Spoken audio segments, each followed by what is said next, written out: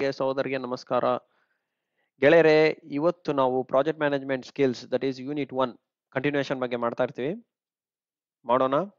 And along with that few of the basic and very important questions related to your exam point of view from the project management skills related ಕೆಲವು questions ನ solve ಮಾಡೋಣ. And how to analyse, how to attend the problems or questions which are been asked by the KA board of authority, ಅದನ್ನ ನೋಡೋಣ ಅಂತ. Okay, so let us begin the session without wasting the time. So ಇನ್ನೊಂದು ಏನ್ ಹೇಳ್ತೀನಿ ಅಂತಂದ್ರೆ, ನಾವು ನಮ್ಮ group ಇದೆ, discussion group. If you guys are interested, please do message to this number. Okay,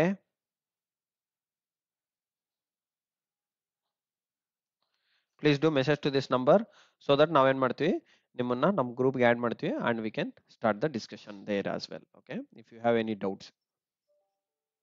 okay okay so guys, so ಈ particular what is the meaning of the project, ಇದ್ರ ಬಗ್ಗೆ ನಾವು ಆಲ್ರೆಡಿ ಡಿಸ್ಕಸ್ ಮಾಡಿದ್ವಿ. So no need to discuss again. Project related to Gantt chart example ಹೇಗಿರುತ್ತೆ, ಏನಿಲ್ಲ, ಏನೇನು consider ಮಾಡ್ತೀವಿ ಅಂತ ನಾವು ಆಲ್ರೆಡಿ ನೋಡಿದ್ವಿ. Features of the project, it's just a brief about the recent ನಾನು ಮಾಡಿರೋ ಕ್ಲಾಸಸ್ ಬಗ್ಗೆ. ಫೀಚರ್ಸ್ ಆಫ್ ದಿ ಪ್ರಾಜೆಕ್ಟ್ ಅಲ್ಲಿ ಏನೇನು ಬರುತ್ತೆ, ಅದರಲ್ಲಿ ಏನೇನು ಇನ್ಕ್ಲೂಡ್ ಮಾಡಬೇಕು, ಏನೇನು ಇನ್ಕ್ಲೂಡ್ ಮಾಡಬಾರ್ದು ಅನ್ನೋದ್ರ ಬಗ್ಗೆ ನಾನು ಮೆನ್ಷನ್ ಮಾಡಿದ್ದೆ. Hope you guys have understood and clearly got the information about the particular topics. ಈಗ today we are going to discuss the types of project. ನಿಮ್ಮ topic related what are the types of project ಇದೆ ಅಂತಂದ್ರೆ, ಇದು just basic. Okay, very basic. ಇದು actually types ಅಂತಂದ್ರೆ exact types ಅಲ್ಲ, this are just the basic terminology. ಏನು normal ಅಂದ್ರೆ normal project, crash project, disaster. ಎಲ್ಲೇ ಹೋದ್ರೂ ಒಂದು ಸಕ್ಸಸ್ಫುಲ್, ಒಂದು ಫೇಲ್ಯೂರ್, ಇನ್ನೊಂದು ತೀರಾ ವರಸ್ಟ್ ಅನ್ನೋದು ಇದ್ದೇ ಇರುತ್ತೆ. ಸೊ ಈ ಪರ್ಟಿಕ್ಯುಲರ್ 3 ಕ್ರೈಟೇರಿಯಾಸ್ ಅದನ್ನ ಡಿಫೈನ್ ಮಾಡುತ್ತೆ.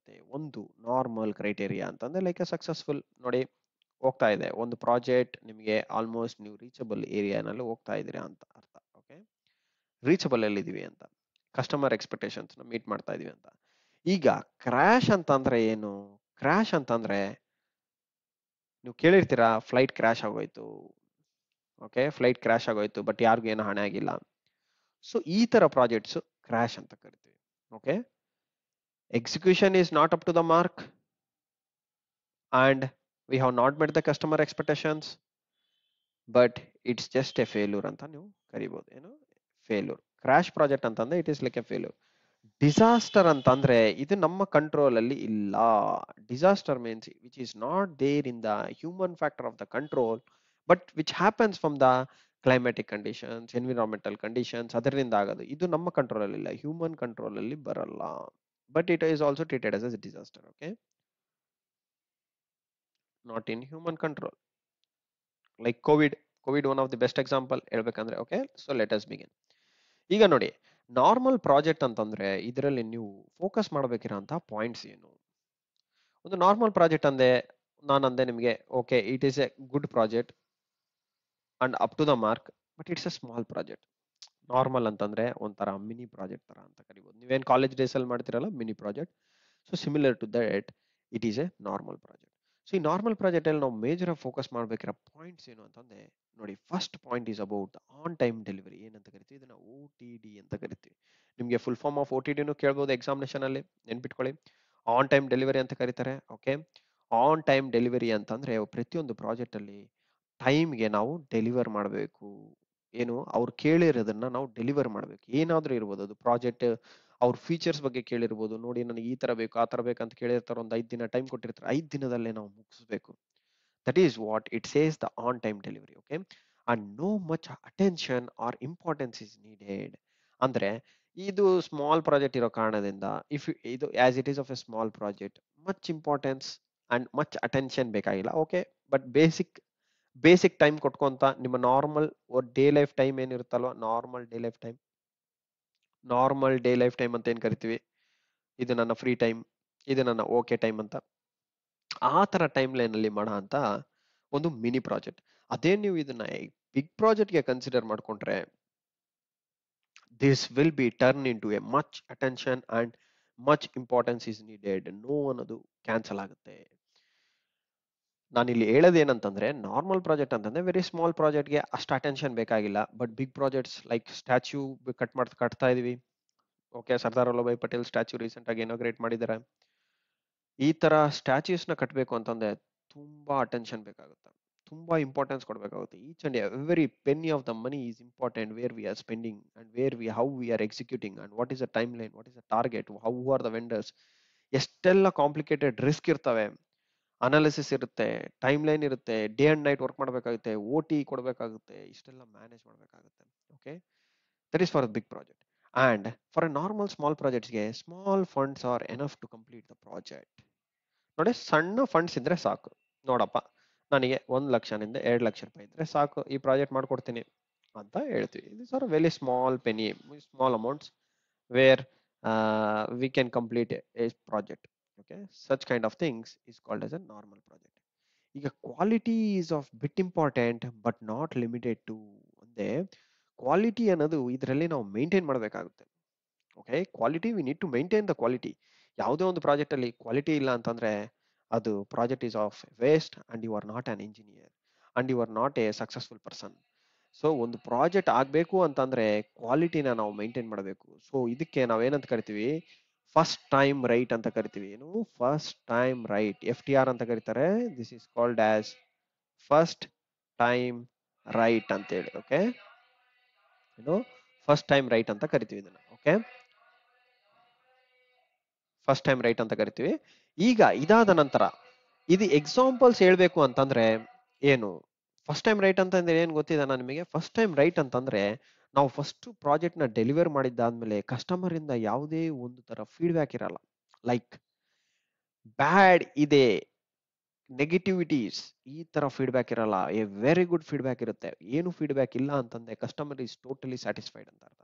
If he has given some feedback, it is bad ಅಂತೇಳಿ, ಇಲ್ಲ ನೀವು ಪ್ರಾಜೆಕ್ಟ್ ಅಲ್ಲಿ ಇದನ್ನ ಅದನ್ನ ರಾಂಗ್ ಆಗಿ ತಗೊಂಡಿದ್ದೀರಾ, ನಾನು ಹೇಳಿರೋದು ಇದು, ಮಾಡಿರೋದು ಇದು, which is not meeting my requirement, some complaints, some quality mismatches, some deviations, okay, some variance in the project, some cost failures, some cost consideration ಅಲ್ಲಿ ನಾನ್ ಕನ್ಫರ್ಮೆನ್ಸ್ ಇರುತ್ತೆ. ಸೊ ಇದೆಲ್ಲ ಥಿಂಗ್ಸ್ ನಾವು ಕನ್ಸಿಡರ್ ಮಾಡಿದೆ V call it as 100% FTR ಇರಬೇಕು. Okay, 100% FTR, first time right ಅನ್ನೋದು 100% ಇರಬೇಕಾಗುತ್ತೆ. ಅದನ್ನ ನಾವು ಮೈಂಟೈನ್ ಮಾಡಲೇಬೇಕು. ಯಾವುದೇ ಒಂದು ಪ್ರಾಜೆಕ್ಟ್ ಅಲ್ಲಿ ಒಂದು ಪರ್ಸನ್, ನೀವೇ ಆಗ್ಲಿ, ನಾಳೆ ನಿಮ್ ಕಡೆಯಿಂದ ನೀವು ಯಾರಿಗಾದ್ರು ಪ್ರಾಜೆಕ್ಟ್ ಮಾಡಿಸ್ತಾ ಇದ್ದೀರಾ ಅಂತಂದ್ರೆ, when you become a big guy and working for some companies and from ಕಂಪನಿಯಿಂದ ನೀವು ನಿಮ್ಮ ಕಂಪನಿನ ರೆಪ್ರೆಸೆಂಟೇಷನ್ ಮಾಡಕ್ ಒಂದು ಪ್ರಾಜೆಕ್ಟ್ ಮಾಡ್ತಾ ಇದ್ದೀರಾ ಅಂದ್ರೆ 100% ಫಸ್ಟ್ ಟೈಮ್ ರೈಟ್ ಅನ್ನೋದು ಮೇಂಟೈನ್ ಮಾಡಬೇಕು. That is where it treats you are the best engineer or the best successful project management person ಅಂತೇಳಿ. ಓಕೆ, ಸೊ ಇದರಲ್ಲಿ ಎಕ್ಸಾಂಪಲ್ ನಾನು ಹೇಳ್ಬೇಕು ಅಂತಂದ್ರೆ ಮಿನಿ ಪ್ರಾಜೆಕ್ಟ್ಸ್ ಲೈಕ್ ಹೌಸ್ ಇರ್ಬೋದು, small products like mini PCBs manufacturing ಇರ್ಬೋದು, as it is of a small one as I mention. So ಇದಕ್ಕೆ mini projects, ಇದನ್ನ ನೀವು ಎಕ್ಸಾಂಪಲ್ ಆಗಿ ತಗೋಬಹುದು. That is a normal project. ನಿಮ್ಗೆ ಅಂಡರ್ಸ್ಟ್ಯಾಂಡ್ ಆಗೋದಕ್ಕೆ ನಾರ್ಮಲ್ ಪ್ರಾಜೆಕ್ಟ್ ಅಂದ್ರೆ ಏನು, ಏನೇನು ಇರುತ್ತೆ ಇದರಲ್ಲಿ, ನಾವು ಏನು ಕನ್ಸಿಡರ್ ಮಾಡಬೇಕು ಅನ್ನೋದನ್ನ just bit of examples I have given and the points you need to remember, and based on this the questions can be asked in a different pattern that we will discuss in the coming stage. ಈಗ next crash project ಅಂತ ಅಂದ್ರೆ ಏನು? Crash ಅಂತಂದ್ರೆ ಹೆಸರಲ್ಲೇ ಇದೆ, crash ಆಗೋಗಿದೆ ರೀ project. Okay, ಇವಾಗ ಕ್ರಾಶ್ ಆಗ್ಬೇಕಂದ್ರೆ ಏನ್ ಕಂಡೀಷನ್ ಇರಬೇಕು ಅನ್ನೋ ಪಾಯಿಂಟ್ಸ್ ಇಲ್ಲಿ ನಾನು ಮೆನ್ಷನ್ ಮಾಡಿದ್ದೀನಿ ನೋಡಿ. ಇನ್ವಾಲ್ವ್ಮೆಂಟ್ ಆಫ್ ಸಬ್ ಕಾಂಟ್ರಾಕ್ಟಿಂಗ್, ಅದೇ ಫಸ್ಟ್ ಕ್ರಾಶ್. ನೀವು ನಿಮ್ ಕಂಪ್ನಿ ಇದೆ ಅಂತಂದ್ರೆ ಇನ್ವಾಲ್ವ್ಮೆಂಟ್ ಆಫ್ ಒಂದು ಪಾರ್ಟಿನ ಇನ್ವಾಲ್ವ್ ಮಾಡ್ತಾ ಇದ್ರಿ ನಿಮ್ ಪ್ರಾಜೆಕ್ಟ್ ಮಾಡೋದಕ್ಕೆ ಅಂತಂದ್ರೆ ಅದೇ ನಿಮ್ಮ first stage of the crash. You should avoid subcontracting people, you should avoid subcontracting. But okay, ನಿಮ್ಮ ಹತ್ರ ಕಾಂಪಿಟೆನ್ಸಿ ಇಲ್ಲ ಅಂದಾಗ you have to go with the subcontracting, but you have to choose very wisely. You have to choose very wisely and very careful ನಿಂದ ನೀವು choose ಮಾಡಬೇಕಾಗುತ್ತೆ. And you have to ask lot of documentation for making sure that your project is going to be in the track as per the customer expectations, or as per the customer design requirement specifications ಪ್ರಕಾರ. I mean DRS ಅಂತ ಕರಿತೀವಿ. ಏನು DRS ಅಂತಂದ್ರೆ design requirement specifications, ನೆನ್ಪಿಟ್ಕೊಳ್ಳಿ, design requirement specifications.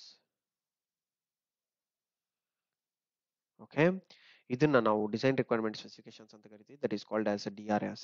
ಈಗ involvement of ಸಬ್ ಕಾಂಟ್ರಾಕ್ಟಿಂಗು ನಾವು ಕಡಿಮೆ ಮಾಡಬೇಕಾಗುತ್ತೆ. ಅಂಡ್ ಆಡ್ ಆನ್ ಕಾಸ್ಟ್, ಇವಾಗ ಪ್ರಾಜೆಕ್ಟ್ ನೀವು ಫಸ್ಟ್ ಅಲ್ಲಿ 2 lakhs ಅಂತ ಹೇಳಿ ಬಡ್ಜೆಟ್ ನ ಡಿಸೈಡ್ ಮಾಡಿರ್ತೀರ, ಅದು ಹೋಗಿ 3 lakhs ಆಗುತ್ತೆ. ಇದು ಏನು ನಾನ್ ಕನ್ಫಾರ್ಮೆನ್ಸ್ ಕಾಸ್ಟ್ ಅಂತ ಕರೀತಾರೆ. ಸೊ ಇಲ್ಲಿ ನೋಡಿ, non conformance cost will be a loss ಅಂತ ಇದೆ.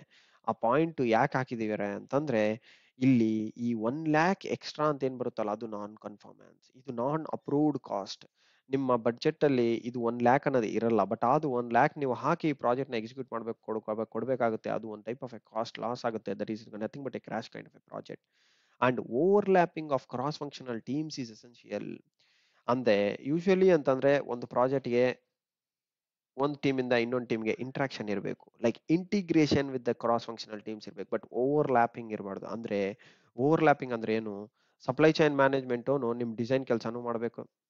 ಇದು ಡಿಸೈನ್, ಈ ಸಪ್ಲೈ ಚೈನ್ ಮ್ಯಾನೇಜ್ಮೆಂಟ್, ಆ ಸಪ್ಲೈ ಚೈನ್ ಮ್ಯಾನೇಜ್ಮೆಂಟ್ ಪರ್ಸನ್ ನಿಮ್ ಡಿಸೈನ್ ಕೆಲಸನ ಮಾಡಬೇಕು, ನಿಮ್ ಡಿಸೈನ್ ಪರ್ಸನ್ ಇಂಜಿನಿಯರಿಂಗ್ ವರ್ಕ್ ಮಾಡಬೇಕು. ನೋಡಿ ಇದೇನು ಓವರ್ಲ್ಯಾಪಿಂಗ್ ಇದೆಲ್ಲ, ಇದು ಓವರ್ಲ್ಯಾಪಿಂಗ್ ಇಸ್ ಎ ಲಾಸ್. ಈ ತರ ಇರಬಾರ್ದು. ಸಪ್ಲೈ ಚೈನ್ ಅವರು ಸಪ್ಲೈ ಚೈನ್ ವರ್ಕೇ ಮಾಡಬೇಕು, ಪ್ರಾಜೆಕ್ಟ್ ಎಕ್ಸಿಕ್ಯೂಟ್ ಮಾಡೋರು ಪ್ರಾಜೆಕ್ಟ್ ಎಕ್ಸಿಕ್ಯೂಟ್ ಮಾಡಬೇಕು, ಸೇಫ್ಟಿ ಪರ್ಸನ್ ಸೇಫ್ಟಿ ಬಗ್ಗೆನೇ ನೋಡಬೇಕು. ಅವನು ಇನ್ವಾಲ್ವ್ ಆಗ್ಬಿಟ್ಟು ಬೇರೆ ವರ್ಕ್ಸ್ ಮಾಡೋ ತರ ಇರಬಾರ್ದು. That is called as crash. Okay, ಆ ತರ ಇರಬಾರ್ದು. It should be very clear, crystal defined in the project executions. Okay, a successful project is always have a clear and clarity definitions. Okay, non conformance cost ಅಂದೇನು? ಇದನ್ನ ಏನಂತ ಕರಿತೀವಿ? NCC ಅಂತ ಕರಿತೀವಿ. NCC ಅಂತಂದ್ರೆ ನಾಗಾರ್ಜುನ ಕನ್ಸ್ಟ್ರಕ್ಷನ್ಸ್ ಕಂಪನಿ ಅಲ್ಲ, it is non conformance cost ಅಂತ ಅರ್ಥ. Okay, it is a non conformance cost will be a loss. And example ಈ ತರ ಕೇಸಸ್ ಯಾವ್ದ್ರಲ್ಲಿ ಆಗುತ್ತೆ ಅಂದ್ರೆ ಬಿಗ್ ಸ್ಕೇಲ್ ಪ್ರಾಜೆಕ್ಟ್ಸ್, ಸ್ಟ್ಯಾಚ್ಯೂಸ್ ಕಟ್ಟೋದ್ರಲ್ಲಿ, ಹೈವೇಸ್ ಅಲ್ಲಿ ಕಂಪ್ಲೀಟ್ ಟನ್ಕಿ ಈ ತರ ಪ್ರಾಜೆಕ್ಟ್ಸ್ ಮಾಡ್ಬೇಕಾದಾಗ ಈ ತರ ಕೇಸಸ್ ಆಗುತ್ತೆ. But we have to avoid by ಮಿಟಿಗೇಟಿಂಗ್ those risk in all the stages. ಅದಕ್ಕೆ ಕ್ಲಿಯರ್ ಕಟ್ ಆಗಿ before entering into the project site area ನಾವೇನ್ ಮಾಡ್ಬೇಕಾಗುತ್ತೆ? ನಾವು ಕ್ಲಿಯರ್ ಕಟ್ ಆಗಿ each and every line, every cross function, every requirements ನ clear ಆಗಿ define ಮಾಡಬೇಕಾಗುತ್ತೆ. ಅದ್ರದ್ದು ಮಿಟಿಗೇಷನ್ ಕೂಡ ಕ್ಲಾಸಸ್ ಎಲ್ಲ ಮೆನ್ಷನ್ ಮಾಡ್ಕೋಬೇಕಾಗುತ್ತೆ. That is what we call it is a crash project. Okay, but this all things are nullifiable. Crash project ಅಂತಂದ್ರೆ project becomes crash during these conditions only. But other then this a project is a successful project. ಇದನ್ನ ನೀವು positive ಅಲ್ಲಿ convert ಮಾಡಿದ್ರೆ automatic ಆಗಿ crash project will come to the successful project. Disaster project ಅಂತಂದ್ರೆ ನೋಡಿ, ಇದು ನಮ್ಮ ಕೈಯಲ್ಲಿರಲ್ಲ.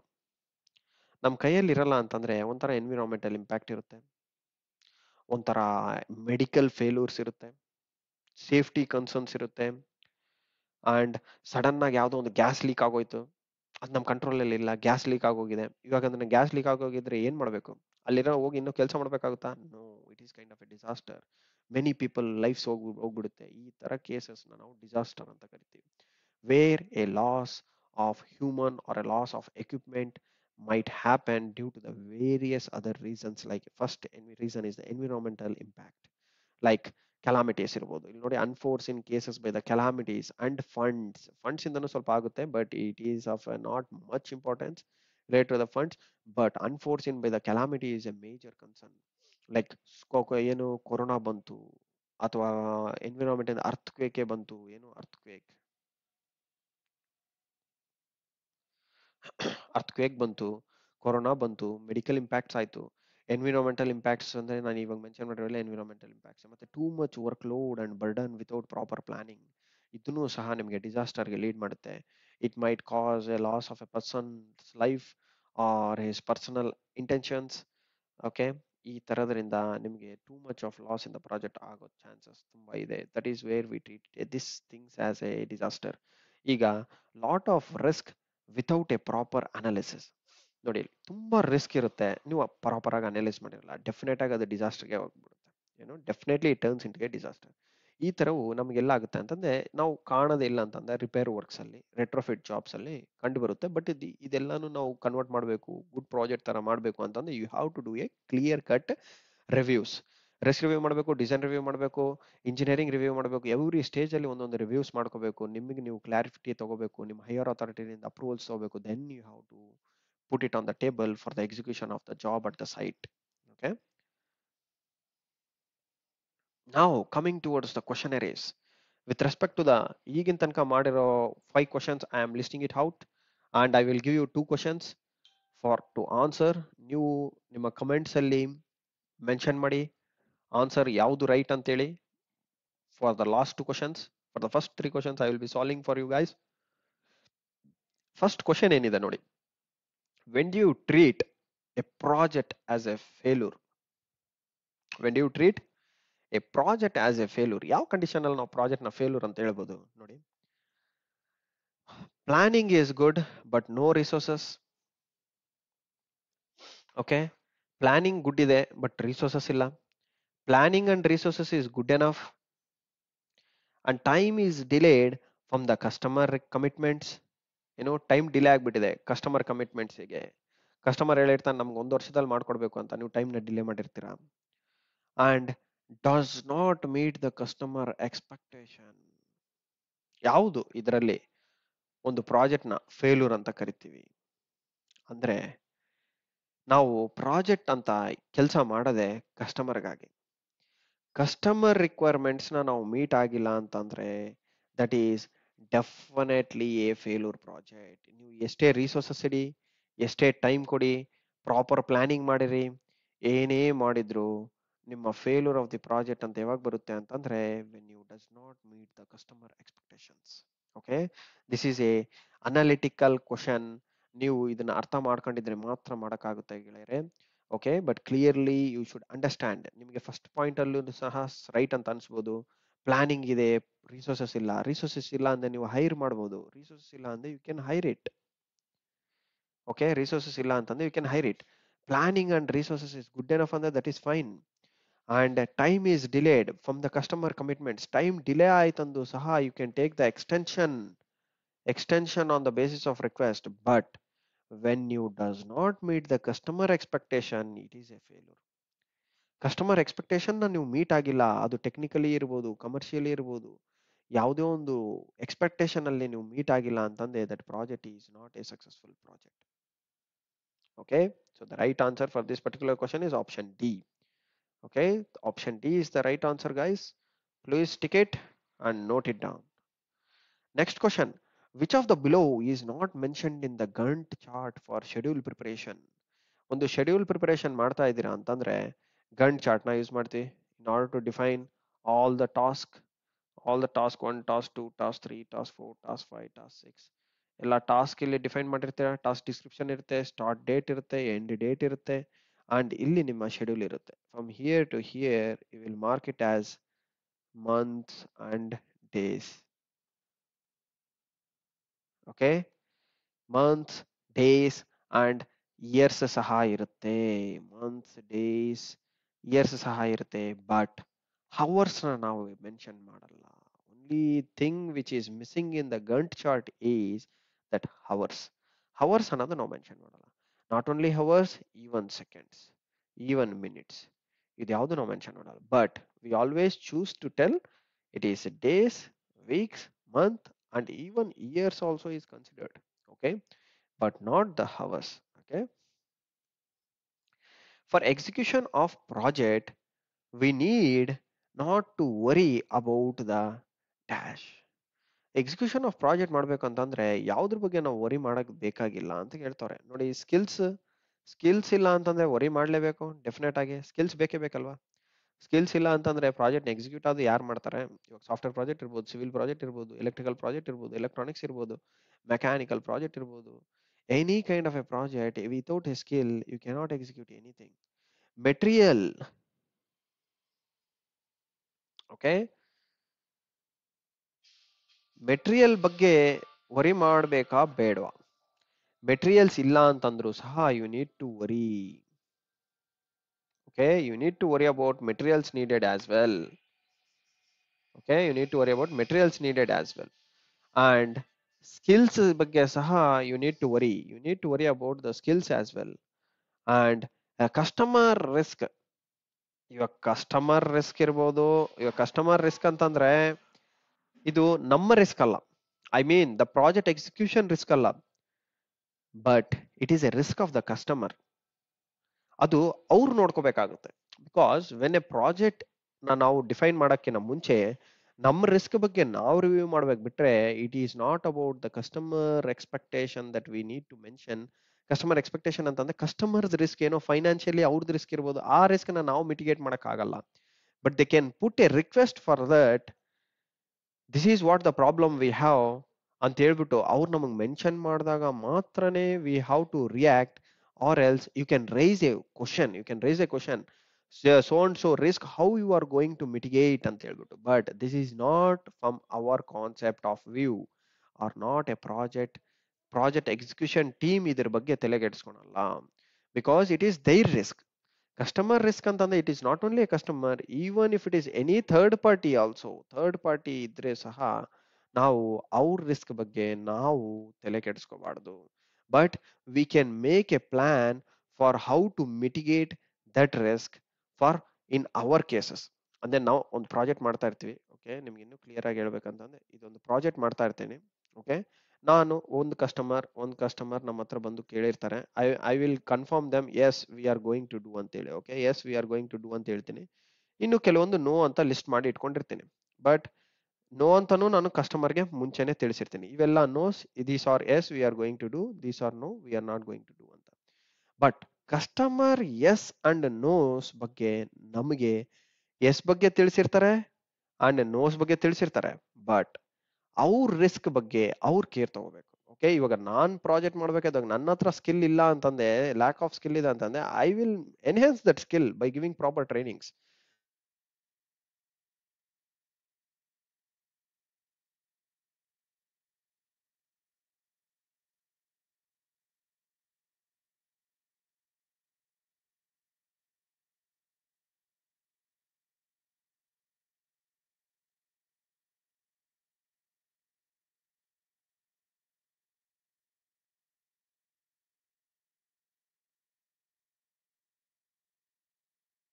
For us later stage.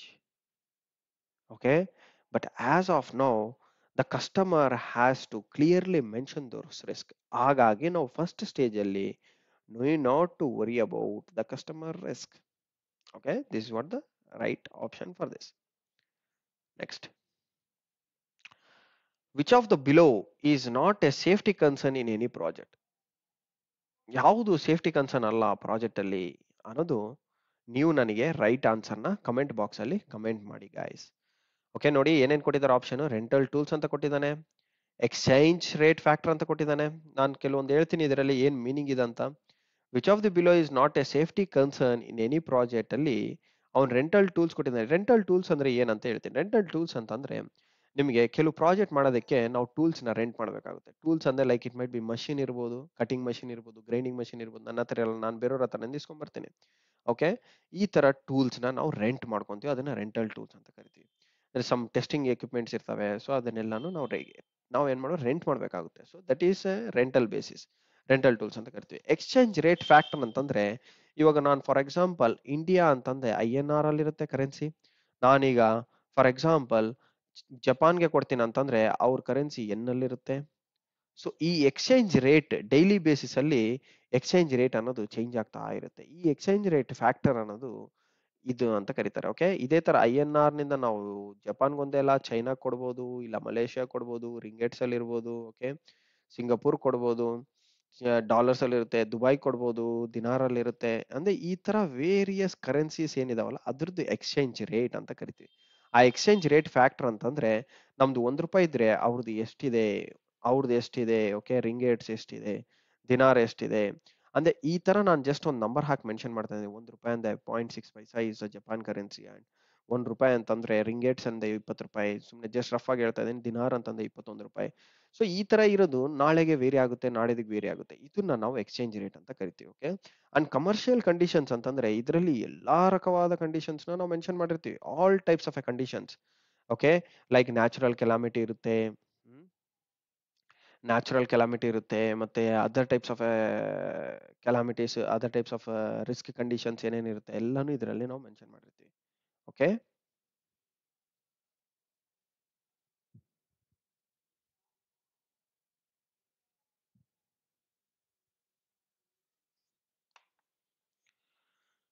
And technical conditions ಅಂದ್ರೆ ಎಲ್ಲ ಸ್ಪೆಸಿಫಿಕೇಶನ್ಸ್. ಕಸ್ಟಮರ್ ಏನೇನ್ ಕೇಳಿರ್ತಾನೆ ಅದೆಲ್ಲ ಸ್ಪೆಸಿಫಿಕೇಶನ್ಸ್ ಇದೆಲ್ಲ ನಾವು ಮೆನ್ಷನ್ ಮಾಡಿರ್ತೀವಿ. ಸೊ ಇದರಲ್ಲಿ ಈಗ ಯಾವುದಪ್ಪ ನಮ್ಮ ಸೇಫ್ಟಿ ಕನ್ಸರ್ನ್ ಅಲ್ಲ ಪ್ರಾಜೆಕ್ಟ್ ಅಲ್ಲಿ ಅನ್ನೋದು ನೀವು ನನಗೆ ಕಮೆಂಟ್ ಬಾಕ್ಸ್ ಅಲ್ಲಿ ಕಮೆಂಟ್ ಮಾಡಿ. Okay, I have explained you all the things, but you have to tell me which is not a safety concern in any of the project ಅನ್ನೋದು ನೀವು ಹೇಳ್ಬೇಕಾಗುತ್ತೆ. Okay, next, choose the one who is not in the project site.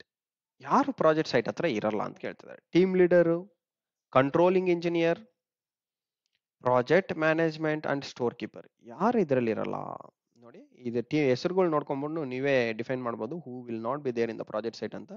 Please do mention in the comment box guys. I will feel very happy. And if you don't answer, I feel like you guys are not watching this video. Okay, please do watch the video, share ಮಾಡಿ ನಿಮ್ಮೆಲ್ಲ ಫ್ರೆಂಡ್ಸ್ಗೆ share ಮಾಡಿ and try to get the answers, and then I will continue with the next videos very soon. Okay, thank you guys. I wish you all the best and wish you a good day. Please share it with all your friends. ಎಲ್ಲ ನಿಮ್ಮ ಗೆಳೆಯರಿಗೆ ಹತ್ರ share ಮಾಡಿ, and let us make this session a very much interactive session in the comment box. Okay, thank you guys. I wish you a good day.